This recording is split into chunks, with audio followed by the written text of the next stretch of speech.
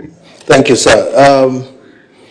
I'm a little bit disturbed with the things I'm hearing right now, here where I'm seated, and I pray that it isn't true, Mr. Speaker.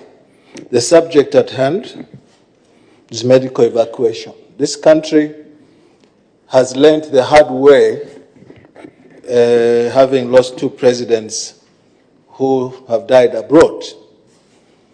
President Levi Mwanawasa, may he so rest in peace, unfortunately got an attack outside of this land, but even when the attack happened, he had to be taken to France to try and resuscitate him.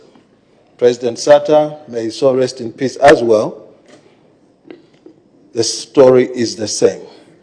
So here in this country, we have a human resource that is able to treat ailments when they manifest. And I have examples of colleagues and contemporaries like Dr. Sichizia, one of the most celebrated surgeons we have in this country, who has done operations even on Siamese twins here in Lusaka. So what's lacking? What's missing?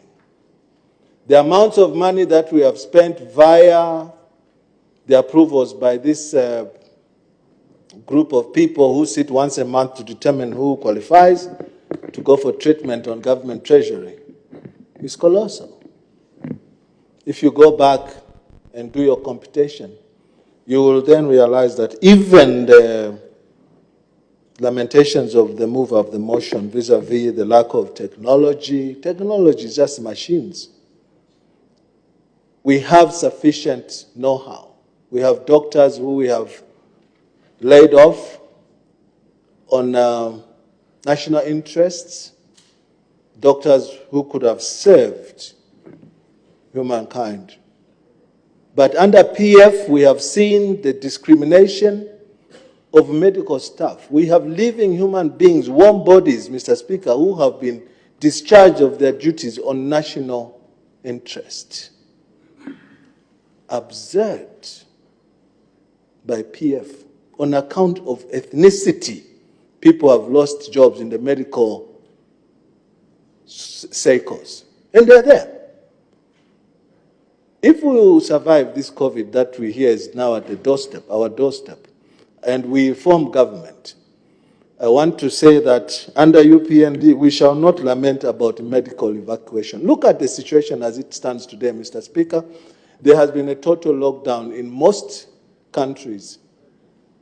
There are no air ambulances that are flying back and forth to get people treated. How are we surviving? It is the power of he who makes the sunlight turn into dark and the dark turn into sunlight, the giver of life, who determines how long you'll survive. But we should not sit and just depend on the giver of life. We must bring everything, even if it means we bring the expertise here. I know that in India they are very good specialists. We are better off bringing 10, 15 here with their technology at UTH, where they can conduct all these operations on people who find themselves ailing.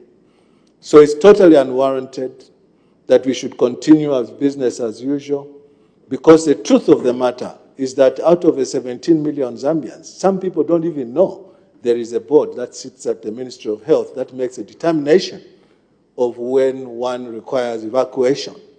They don't know. But they enjoy the right amount of citizenship as those who know. So should it be the preserve of just those who are connected? The answer is no.